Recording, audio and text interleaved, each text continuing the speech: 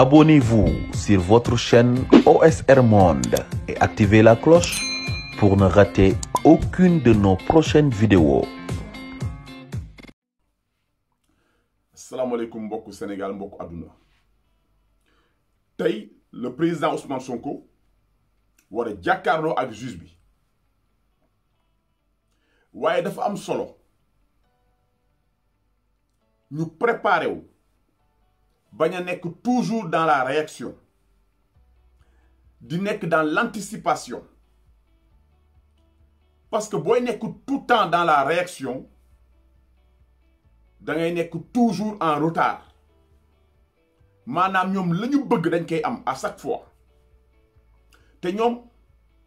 wane nañu carrément li nga xam ne moom mooy seen stratégie c'est de pousser le parti Pastef à être toujours dans la réaction maanaam à chaque fois dinañu am loo xam ne moom la ñuy teg sa kaw yow ngay fexe loolu dañ balaa loolu du dañ ñu tegaat leneen sa kaw boo jógee ci lii dugg ci lële boo jógee ci lii dugg ci lële de telle sorte que yow dootoo tala politique yow la ngay bëgg léegi mooy fexe ba am jàmm te ñoom nañuy doxalee foofu la ñu bëgg a dugal état bi foofu la ñu bëgg a dugal le parti Pastef et d'ailleurs j'en parlais à un ami qui est en Allemagne et en Angleterre ma ne leen effectivement le président Ousmane Sonko dafa war a dem wuyu ji il faut que mu dem parce que bu demul dinañ ko dugal ci piège boo xam ne yeneen chef d'accusation mooy pesé wu ci kawam ñoom ñi may déglu xam nañ bu baax li may wax ndax tey boo xoolee géographiquement parlant stratégiquement këru Ousmane Sonko déjà ñoom bloqué nañu accès yëpp bloqué nañ ko maanaam militants yi dootuñu am opportunité dem def rassemblement buntu kër Ousmane Sonko bu ko defee Sénégal avec nos corps d'élite yu ci mel ni GIGN ils ont largement les moyens d'aller chercher le président Ousmane Sonko te le président dafa am ay garde du corps le président dafa am ay collaborateurs yoo xam ne ñu ngi nekk ak moom bu ko defee ñoom bis bu ñu defee assaut non seulement mën na am ay blessés graves nit mën na cee ñàkk bakkanam mais lépp lu ci mënta am dañ koy jël daal koy teg ci ndoddu Ousmane Sonko ne moom mooy principal responsable bi parce que moom moo résisté donc c'était prévisible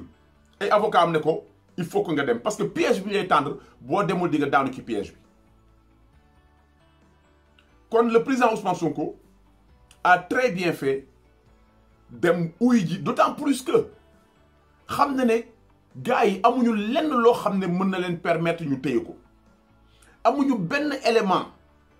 preuve tangible bu leen permettre ñu garder ko à vue wala ñu def ko mandat de dépôt amuñu ko donc tey leen dese mooy comme li ma leen waxoon rek fexe ba di teg ci kaw président Ousmane Sonko ay accusations yoo xam ne à chaque fois dañ koy obligé pour muy démontrer ne lii ngeen wax amul dañ koy dugal ci benn cascade lañ koy dugal benn cascade d'accusation boo xam ne à chaque fois moom il faut que mu démontrer et ça peut prendre énormément de temps ndax bu ñu jógee ci Adji Sarr nga xam ne ça risque de prendre énormément de temps léegi nag duggaat ci mbirum insurrection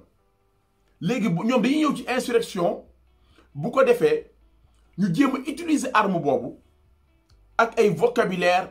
ak ay textes de loi bu ko defee avocat Ousmane Sonko yi aussi ñoom aussi dañuy argumenter dañuy xeex ak ñoom mais chaque fois da ngeen di gis ne ñoom ñu ngi leen di dugal ci li nga xam ne loolu la ñu bëgg c'est-à-dire am na débat yoo xam ne dañ la ciy dugal par la force même boo ko bañee dañ la ciy dugal ndax nit bu ñu accuser dara il faut que nga ñëw démontrer ne lii ngeen may accuser amul donc ñoom actuellement tey loolu mooy seen stratégie fexe ba le président Ousmane Sonko du politique pour mu bañ a politique nag mooy à chaque fois procès nañ ko ubbil procès boo xam ne day durer dans le temps et à chaque fois justice da koy soxla pour muy mun a expliquer wu moom ak ay avocat donc ngeen gis ne très clairement ñoom lii mooy seen stratégie actuellement ndax aujourd'hui obsession ki nga xam ne moo nekk ci njiitu ci bopp réew mi muy le président Macky Sall mooy nan laay def ba faagaagal Pastef xam nga ñu bëri ñu ngi wax naan Ousmane Sonko mais Macky Sall xam na ne le problème ce n'est pas Ousmane Sonko le problème c'est Pastef ndax idéologie Pastef lii nga xam ne moom mooy projet Pastef c'est un projet boo xam ne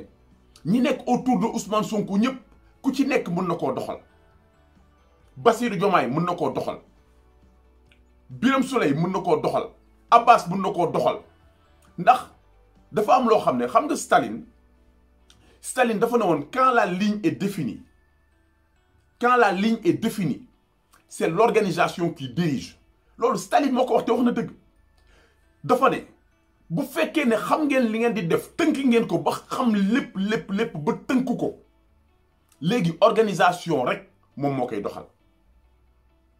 mën na bañ a nekk nit diw wala diw non organisation bi ngeen xam ne teg ngeen ko organisation boobu mooy doxal mbir mi te Pastef seen projet est défini le projet Pastef est défini le projet Pastef xam nañu fan la ñuy tàmbalee xam nañu fan la ñu jëm naka lañ fay demee te loolu noonu Birame Souleye Ousmane Sonko Abbas ku ci nekk mën nga koo doxal lii moo tere nelaw le président Macky Sall lii moo tere nelaw système bi donc pour ñoom dans leur tête dans leur esprit il n'est pas question d'éliminer Ousmane Sonko mais il est question d'éliminer le parti c'est-à-dire il est question de tuer le projet léegi nag patriotes yi parti Pastef j'espère que ñoom ñu ngi ciy xalaat j'espère que le parti ñoom aussi ñu ngi toog di xalaat ñoom aussi nan la ñuy def ba am ay stratégie yoo xam ne ñële la ñu bëgg ñoom dañu fexe ba ñoom seeni action mu échoué loolu parti bee ko mën ñun li ñu mën rek mooy analyser xool situation bi wax li nga xam ne moom lañ ci xalaat mais ñun mënuñoo weesu foofu parce que ñun bokkuñu ci parti kon nag ci boppu sénégalais yi mu leer amul lenn lu ñu mën a téye le président Ousmane Sonko mais mën nañ ko dugal ci ay cascade d'accusation yoo xam ne à chaque fois day obligé naan du man lii moo tax du man dugal ko ci benn cercle vicieux boo xam ne c'est-à-dire bala nga naam ne fa bala nga naan élection locale mooy nga tal ko ndax jàmm dafa nekk loo xam ne lu am solo la ndax jàmm ci nga mën a jaamoo yàlla jàmm ci nga mën a liggéey jàmm ci nga mën a dox say soxla jàmm jooju buñ la ko xañee yaakaar naa di nga tal leneen lu dul naan da ngay waxu élection locale yaakaar naa di nga tal leneen lu dul naan bala ngay waxu 2024 ñoom nag jàmm jooju la ñu bëgg a xañ ki nga xam ne mooy le président Ousmane Sonko et toutes les têtes pensantes du parti ndax ñoom ñëpp dañ leen bëgg a dugal ci circuit boobu ñi nga xam ne ñoom ñooy les cadres ku ci nekk ñu utal le dossier coller le motif ubbil la procès bàyyi ko noonu Sénégal am na ñoo xam ne dund nañu ba dee kenn attewu leen am na ñoo xam ne ubbil nañ leen procès bàyyi leen ñuy dox seen soxla waaye dund nañu ba dee kenn attewu leen bu ma juumul ku ci mel ni Thione Seck yaakaar naa moom dossier am ba léegi kenn attewu ko définitivement donc da ngeen di gis ne ñoom seen stratégie c'est clair mooy nañu fexe ba restreindre seen liberté nañu fexe ba restreindre seen espace géographique ndax boo nekkee tey ci loxo yoon am na loo xam ne mënoo ko def parce que ñoom mën nañ la sax maanaam déterminer benn espace ne la amuloo droit génn ci espace bi wala balaa ngay dem fenn da nga leen di ñaan autorisation bu ñu la mayee autorisation nga dem bu ñu la ko mayul doo dem xam nga ñooñu déjà bu fekkee restreindre nañ sa liberté maanaam yow sa avenir politique déjà ñoom hypothéqué nañ ko loolu nag les patriotes le parti les sénégalais la société civile l'opposition waruñu ko nangu ndax Sénégal lu bari nangu nañ ko fa mais dama bëgg opposition bi ñenn ci opposition bi ñi nga xam ne xëy na sax ñu ngi kontaan exprimer wuñ ko mais ñoom xëy na seen biir xol ñu ngi naan alhamdulilah parce que Ousmane Sonko taxoon na ba ñoom ñëpp kenn mënu ci woon feeñ Ousmane Sonko taxoon na ba ñoom ñëpp kenn mënu ci woon am doole parce que la jeunesse sénégalaise la diaspora sénégalaise sénégalais yi ñu ci gën a bari les cadres supérieurs Ousmane Sonko moo nekkoon seen xol parce que xam nañ ne moom moo am programme bu leer ba pare ci parcours am mu wone benn intégrité wane benn dignité kon moom Amadou Ba ndax bu ngeen seetloo Amadou Ba mi nga xam ne moom moo nekkoon directeur am moom moo ñaanoon Ousmane Sonko pour mu bindal ko code de déontologie impôts et domaines boo demee ba sa directeur munoon woo ay 10 personnes ñoo xam ne loolu rek mooy seen domaine dañ cee xarañ mu xool la yow employé bi ne la damaa bëgg nga ñëw rédiger ma code de déontologie impôts et domaines damaa bëgg nga ñëw tënkal ma bindal ma employé liggéeykat bi naka la mën a defee liggéeyam bañ ci boole parparloo bañ ci boole corruption liggéey rek te teg ko ci yoon damaa bëgg yow nga bindal ma employé modèle nan la war a mel kooku mooy Ousmane Sonko te Amadou Ba moo ko demandé woon pour mu def ko. kon ngeen gis ne ñoom ci seen bopp xam nañ ne Ousmane Sonko fonctionnaire bu ko gën a intégré waxuma leen Sénégal waxuma leen Afrique mais ci àdduna bi pour nga am ko du yomb léegi nag li ci des sénégalais ñooy décider